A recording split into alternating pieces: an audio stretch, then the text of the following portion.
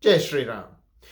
Despite the great diversity within the Hindu fold, one of the many things that binds us together is the fact that we see Sri Ram as being the ideal human being, or Maryada Purushottam as we call him. Due to the unfortunate influence of feminism as well as other cultural influences in the modern day, however, we have seen Ram being attacked for the Agni Pariksha incident with Sita and also the so-called banishment of Sita incident.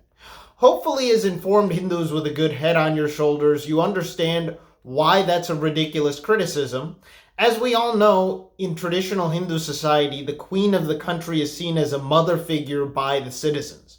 And so doubts about the sexual fidelity of one seen as a motherly figure by the citizens, which we are told that was happening at that time in Ayodhya, gossip was going around and so forth. Such doubts had to be cleared up in order for that role to continue to be filled appropriately by Sita. Plus, because of the incredible love that Ram had for Sita and the fact that that love had a reputation for being so strong and so on and so forth, some of the people of Ayodhya thought that Ram may have retained Sita as queen after her rescue because of this reason of his own personal love for her as opposed to her actual merit.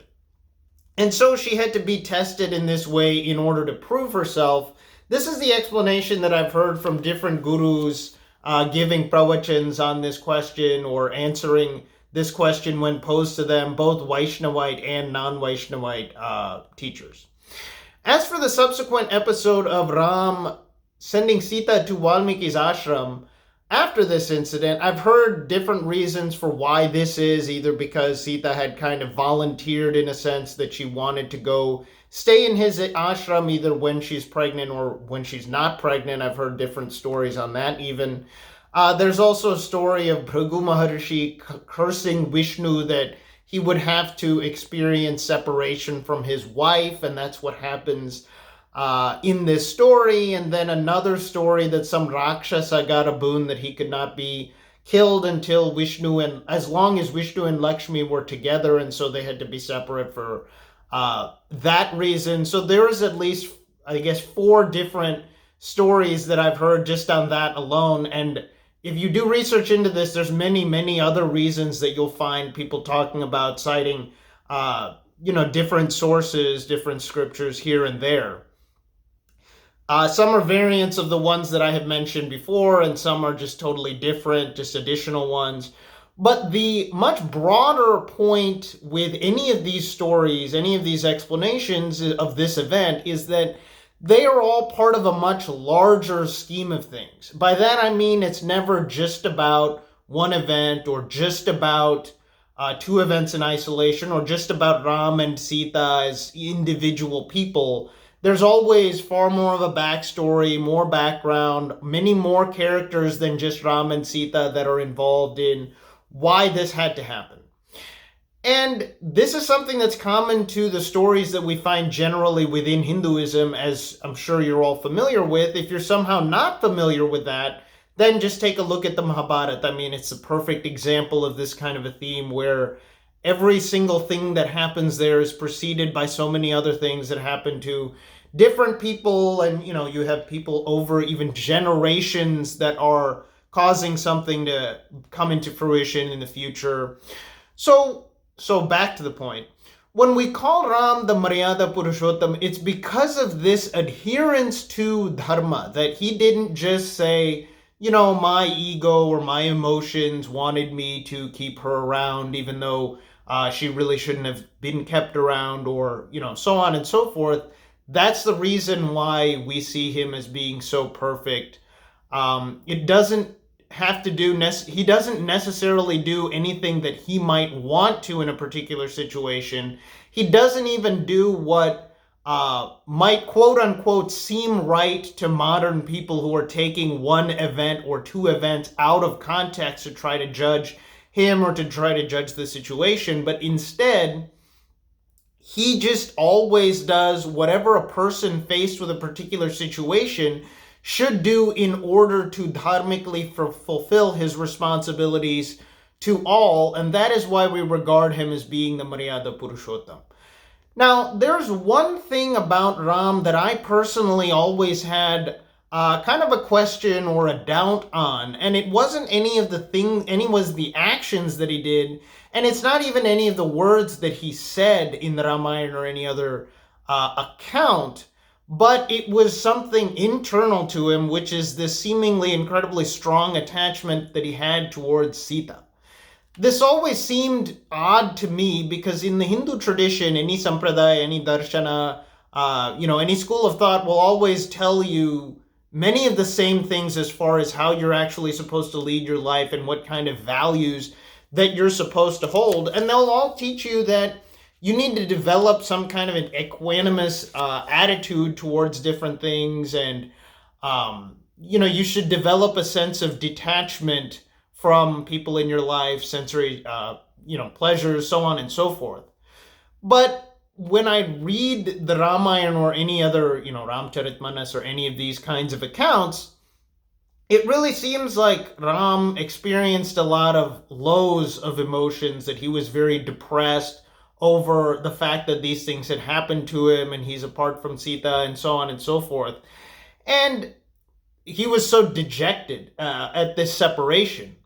And I always thought, these are more things that I was thinking of like as a teenager. So maybe as you get older, these kinds of thoughts become more, sorted out. But basically, I was thinking, how could someone who is so perfect in his words and so perfect in his deeds and how he lived his entire life, how could he be falling prey to these kinds of feelings? Because these are basically the same kinds of feelings that any normal man would have towards his wife that he really loved if he was, experiencing what he experienced. It didn't really seem like that was going in line with the fact that he was always doing the right thing, always doing, even when it seemed very difficult or injurious to him or his own, well-being or whatever the case may be, it always seemed like he was making the right decision. So how could someone like that be falling prey to this most human of emotions and limitations? All of Ram's actual deeds and even his abilities were so perfect and divine and far beyond that of a typical person, but it seemed like emotionally in this respect he was like a regular person. So that never really set right with me until I started to really contemplate on this more and more, and it started to make more sense to me and really line up perfectly with our idea of Ram as being the ideal man. Now, I want to make a disclaimer before I actually say this explanation first, because this is not from any guru, it's not from any swami, it's not the teaching of any sampradaya or any of those kinds of things. This is just me reading things, contemplating and thinking, coming up with my own view. So I can't say that it's right, I can't say that it's true. This is just something that I think after contemplating on this. So here is the conclusion that I kind of came up with in my head.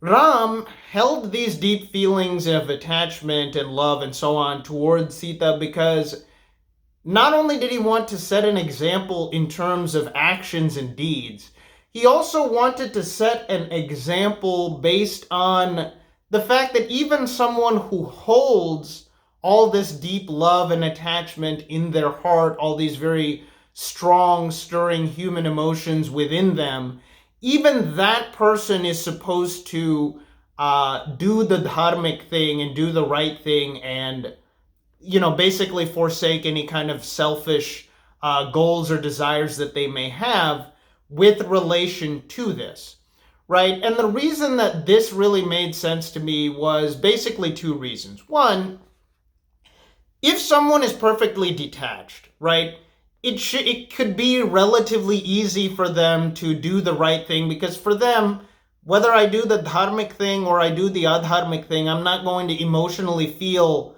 better or worse based on that. So there's not really any downside to acting dharmically, right? Because in real life, this is how we kind of think that the right thing to do in a situation always seems less attractive when we're contemplating, right? Because if the doing the right thing seemed more attractive, then we wouldn't even have this internal conflict where we have to, think about this and worry and so on and so forth, right? So the fact that he had the same kind of love and attachment and emotional feelings towards his wife that any man who deeply loved his wife would, even still, he made the right decision, which shows us even if you're deeply in love, even if you feel like, when people who are in love speak, they act like they can never live without a person and they're so attached and they're part of their breath and all of these kinds of flowery language that underlies actual emotional sentiments that they hold.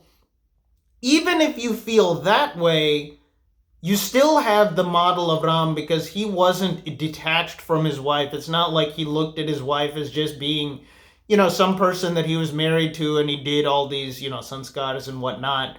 But he had this deep emotional kind of a connection. And so when people who are plagued with, this emotional attachment and all of these kinds of things, even still, they have the model of Ram who went through the same thing. I mean, obviously went through far, far, far worse things than normal people in our society go through now.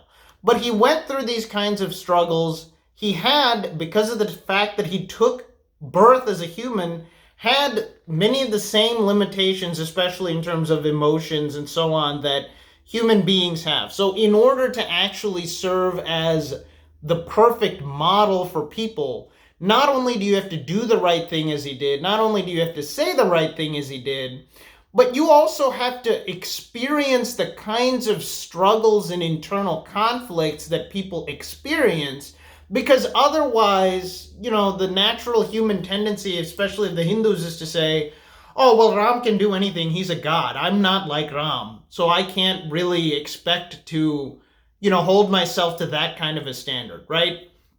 And even broader than just these kinds of activities with regard to your wife or other people that you may have an emotional attachment to, something that I've really noticed among Hindus, and maybe you guys have noticed this as well, is that there is a kind of sentiment that people have that, oh, anything spiritual, I'll let the sannyasis and the swamijis and all those people worry about that. Or maybe when I get old, I'm going to start reading the Gita and doing all this study and so on and so forth. And then I'll start to try to inculcate these values within myself. But right now, I'm just living a kind of a materialistic life right now. I'm in the grihastha householder stage of life. And I'm not really going to think about or try to cultivate any of these things. And Ram is again the perfect antidote to that, where, I mean, if you talk about someone living a worldly life, obviously someone who is a king, who not only can enjoy far more than other people can enjoy, they also have far more worldly responsibilities than any other normal person would have.